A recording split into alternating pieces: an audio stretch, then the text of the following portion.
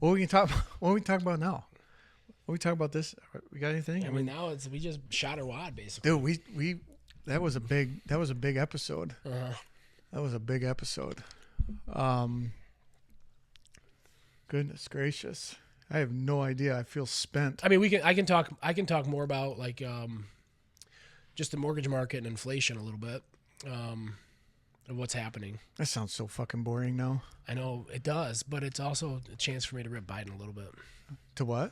To rip Biden. Oh, okay. And we could talk the Trump case. Oh, goodness sakes. Well, we'll just put all of our... All right, let's go. First Gen Wealth, we talk about an entrepreneur's journey to creating wealth. I've got a lot of friends, a lot of colleagues, a lot of peers that they're brought up with money and the ability to handle and figure that out. Finding dollars has always been easy. Finding a deal, making money, I can do that. What to do with it to make it continue to earn so we do have that generational wealth, that's the missing piece. We want our money that we've earned through blood, sweat, and tears to now go to work for us. So that money is making money while we're sleeping.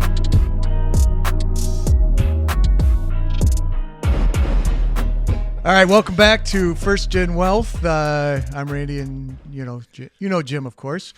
So we're still sitting here after dropping a bomb on our last episode. So we're just discussing how we top that for this episode. And Jim said, "Well, talk politics." So we're gonna talk. We're gonna let a little bit of the state of the market in interest rates lead us possibly down the path of politics. Yeah. And we won't steer clear from politics. How's that? It may come into play. It may come into play. All right. So I'll let you roll. So you're gonna talk about where we are with interest rates right now and where you, all right. Sure. So we've had this conversation before. So you think this is new information?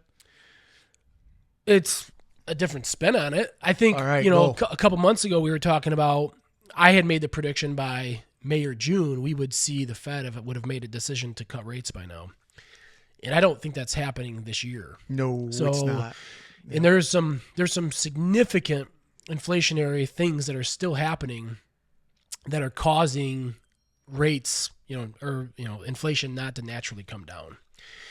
And you can see that, number one, when they start to increase rates, the goal is to curb people's mindsets into, I don't want to borrow money because it costs too much. When people borrow money, they're buying things, they're doing things, they're putting that money back into the economy. People don't borrow money just to sit on it. Right. It costs too much money. Right. Especially at these rates. So we have credit card debt at an all-time high.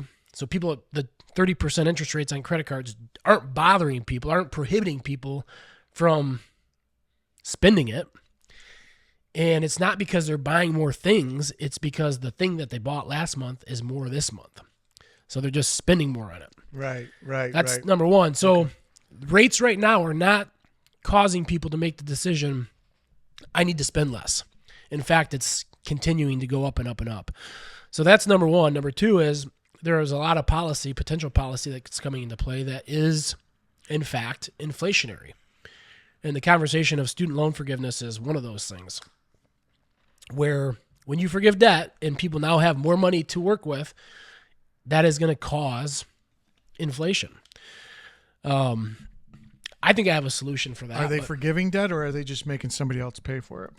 Well, ultimately, the taxpayers pay for it. Oh, so they're just giving the debt to somebody else. Correct. Well, Cool. The middle class, the poor people are going to pay for it because that's who gets hurt most by inflation. Yep. So whether you pay for it in the form of paying your student loans back or you pay for it in the form of higher prices, higher rents, higher mortgages, you're paying it back. Yeah. So you say you had a solution. I interrupted you. I don't have a solution. What I do have, I think, is a compromise where people can listen up, White House. Listen up, Senate. Let's hear it. I think this compromise can be for anybody, not just our government, but it's a compromise. So, as an investor, there's one bad thing that can happen that as an investor you never want to see. It's losing money. Yeah. Right? Correct. So, if I'm the government and I'm saying we're forgiving that debt, they're losing money. The American taxpayer is losing money. If I owe X amount of dollars, there's a solution in place that could still allow me as a taxpayer to get my money back. I may not make any money, but at least I'm not losing money. So all it takes is a simple modification. If you owe $16,000 on the student loan, you got to pay back that $16,000, but you can do it at a 0% interest rate over the next 12 months or 24 months. And you as a consumer have a choice. You can decide, depending on your own financial situation, whether you want to lower your payments, your mandatory payments based on that new 0% rate, or you can just pay it back quicker as a result. So keep your payments the same and you're paying it back quicker. I think that depending on where you're at financially, what your job is, how much debt you have, that the answer could be different for everybody. Yeah. But either way, as the taxpayer, we're not losing that investment. I'm still going to get my 16 grand back as a taxpayer. It's just, I'm not earning that interest. And I think that's the compromise where I can say, okay, I can at least get behind that, because what I can't get behind is saying that debt's forgiven when this person and that person chose not to go to college, but they still have business loans or credit card chose debt, to go to college and paid it off. Or paid it off already. Yeah. So without an extraordinary inflationary measure where everybody gets the same amount of money based on your age and when you could have gone to school and whatever, it is completely discriminatory to say you made a decision to take out X debt, you no longer have to pay it back, where this person didn't make a decision to pay that or take out that debt, or you have other debt now as a result of inflation and life and you get no relief. You have to still struggle because you didn't go to college, while this person went to college, which should result in higher income potential. Mm-hmm. And so I can't get behind that in any way, shape, or form, but I could get behind some type of modification to the loan where the government's no longer collecting interest or reducing the interest to allow people to have a little better cash flow situation for themselves or get out of debt faster as a result of that. I like that. You should run for something. What is the deadline of being in a city of Owasso resident to where I could run for city council? Because I think about this on my drive into work every day lately. Somebody please comment that on our posts. It's probably a quick Google search, but I would be compelled more than ever right now to run for a local office if I was eligible as a city resident. Yeah, you're not going to solve the debt crisis. I'm not going to solve the debt crisis, but I will solve some things or help shape what I would like to see. And I like that. That seems it'll never work because it's logical. And you know what happened? You're right. You know what happened is the government would make that modification, and then all of a sudden they would do the math and be like, "Oh, we're not forgiving that anymore. This is a bunch of money we're going to get in. Let's spend it before we get it." Oh yeah, and it would just cause the same problem. But at least it's a different problem, right? So I mean that makes all the sense in the world. They've already borrowed it. They've already agreed to those terms. Why would they disagree with better terms? Correct. Yeah, we're not going to forgive this because that's unfair. If I've loaned but money, we're going to give you zero money, and we're going to extend the time in which you can pay it, or you can continue to. That's brilliant. If you're in a great financial position, now 0% makes that payment go away faster, or you stay on the path you're on now, and it still goes away faster, or you reduce it because it's zero. Right. Those are all good. Those are all good options. That'll never happen. That's way too logical. I agree it'll never happen. That's way too logical. So this, back in the 2000... RFK might think of that. RFK would probably think of that. And I think as a candidate, he's probably a really, really good option that no one's looking at. He's our best option that can't win. Correct. Well, that's our best option that can't win. Yep. Well, I don't know if he's our best option, but he's the best of those three. I think he makes the most sense. But he can't win, so he can't. Why can't he win? What? I'm just because I just said he can't, and so does millions of other people, which is why he'll get a few percent, which is why the libertarian candidate can't win, because we've always said they can't win. until I don't know what it would take an extraordinary individual on the independent ticket with an extraordinary amount of money. And I think a situation like we are in right now, like we're poised for that right now, where you have an incumbent president that doesn't know his ass from a hole in the ground, and you've got the leading Republican candidate who is an ass and will punch you into a hole in the ground. You know what I mean? So it's like literally people know, for the most part, that they're picking the lesser of two evils. At least the independents, that's the way they feel. I mean, you've got the liberal left and the conservative right that are just going to continue down the path no matter what. But there's probably close to 30% moderate to centrist, I think, in the middle that could really make a difference, because 30% is now you got 30, 30, 30, right? Well, if it can't happen this year, then I don't think it can ever happen. No, it could. We just don't have the right candidate. RFK isn't the right candidate. Is it because of how he speaks? I think he's hard to understand. I know he doesn't have, his as fault. the kids say, the riz. Okay, So he doesn't have the riz. Yeah. Does Biden have the riz? No, but he's a Democrat, so he's got X amount of percent. Okay. So Trump, I could say he might riz. have some riz. He has merch. He has riz. Controversial riz. It's it's like, what did it say? Dennis Quaid said he's an asshole, but he's my asshole. Yeah. I just feel like there's probably people that think Biden has charisma. I just think they're looking at Biden 20 years ago. They're not looking at Biden right now. Well, if you look at what Biden said 20 years ago, he's more of a Republican now. All right. Then you know what I mean? I told you I wouldn't leash you, so keep going. I'm just saying.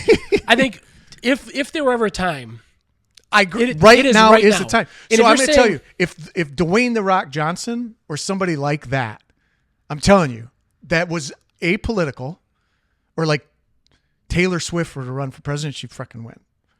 Somebody like that, outside of the realm, that's just uber popular, has millions upon millions of followers and a bankroll.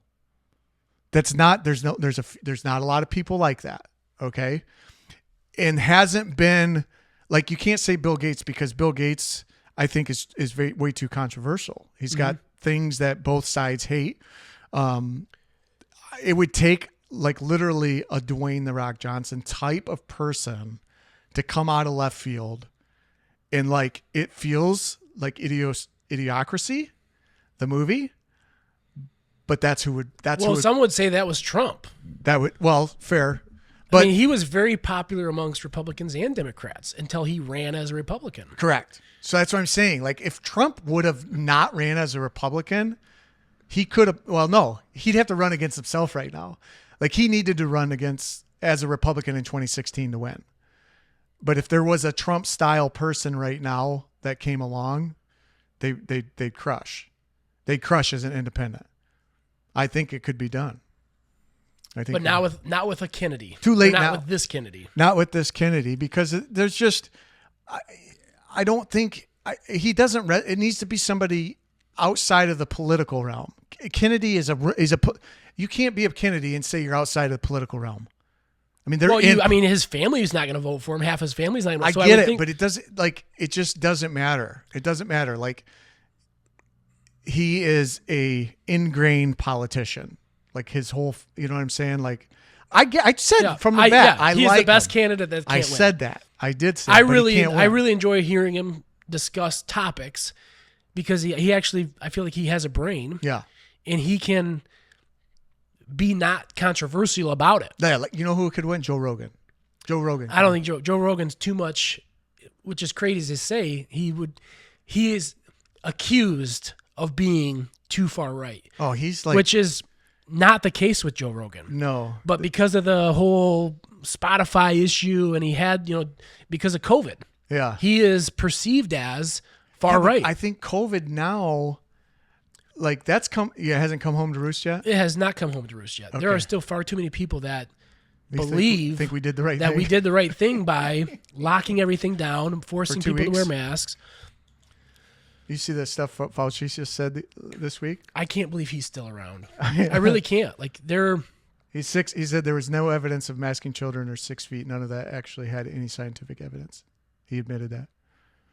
Yeah, no, I've heard that. Yeah, no, I heard the 6 feet. The 6 feet thing just kind of came about to make people feel more comfortable. Yeah, it was all it was to get on the train to Auschwitz, which is crazy. So no, I don't. I think there's far too many people that still believe that we didn't do enough to protect people during COVID. All right, we are knee deep in a cesspool that is back politics. to city council. I thought I was going back to interest rates, but you kind of did. You kind of put a bow on that, on how, but you inflationary, and you were talking about the different things that are affecting, and I feel like you had a few, and you've said one. Well, no, I said that the biggest thing is where rates are currently is not enough to curb people's spending habits. Gotcha. I'm saying like, okay, sure, rates are at 7%, 8%, 30% on a credit card. I, along with everyone else, the majority of Americans are accumulating more debt than they've ever had. Trillions. Combined, collectively. Yeah. Yeah. We have a crisis, a credit card crisis where we're having more defaults, and this is auto loans, everything. More people are more and more in debt. So I'm not saying as a consumer, oh, shoot, rates are at this percent. I can't go buy a new car today. I'm just going to go buy it and I'll try to figure it out. Yeah, okay. So if rates were at 12%. So it's more likely that they would raise rates before they would. Correct.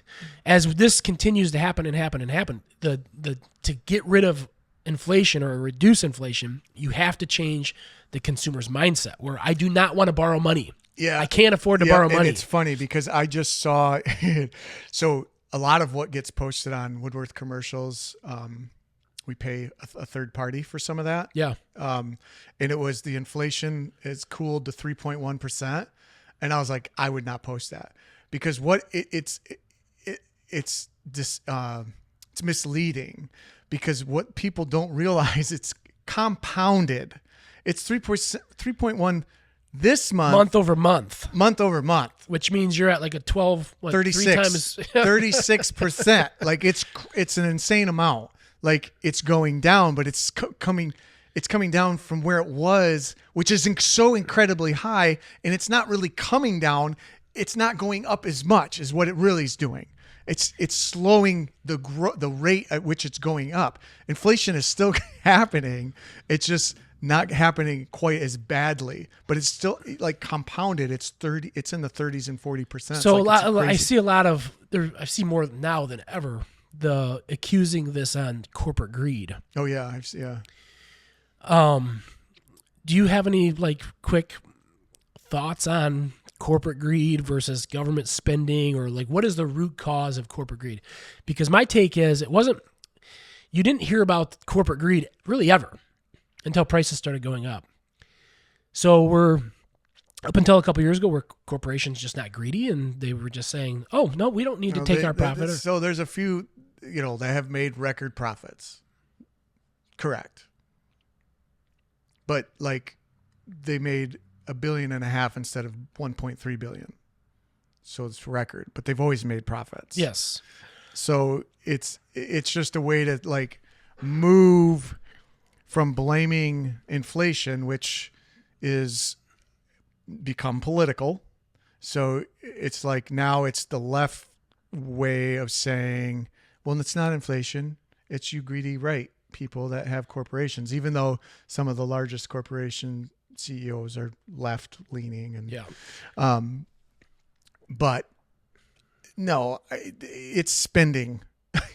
It started in 2020 with Trump in office. 100%. Opening the floodgates of let's write $1 trillion checks, and now with Ukraine and all of it, it's like an ungodly amount of money that we just print and print and print and give away and expect the same dollar to buy $1 worth of bread. Well, I mean, that's part of why you see record profits. If there's more money ever circulating, we're circulating more money than we ever have before. Well, and like I said, it's 1.5 instead of 1.2. Well, because that 1.5 is the 1.2. Yeah. It's the same value. Purchasing power. It's the same purchasing or less power. Even. It's probably less. So if you were to do an inflationary correction on corporate profit, I'm willing to bet that all of the things that they're buying, you can see it. Restaurants post that all the time. The cost of a plastic bag, the cost of a straw, the cost of this, the cost of that, the cost of this, all up. Well, therefore, the profits have to be up. The top line revenue number has to be up just to do the same. Yeah. Just to be the same, you got to be more. It's just like with your household. To buy the same amount of groceries, you got to have more money. To make the same amount of profit, it's a bigger number to do the same thing. So there's my take. I hope that makes sense because it makes sense in my brain. I just can't. So going back to rates, so the point is the biggest thing that's still causing inflation is the consumer mindset has not shifted enough.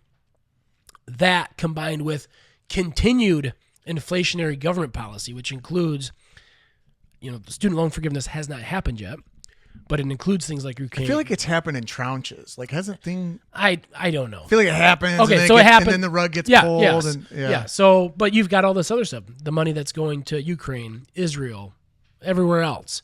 That's not United States. So just pallets of $100 bills. It's insane. It's insane. So, and then you've got humanitarian aid that we're sending to places that we are basically paying the bomb, like Palestine or whatever. So $320 million decks, piers sinking to the bottom of the ocean. So that is why you continue to see inflationary issues. So Jim says raise rates to 25%.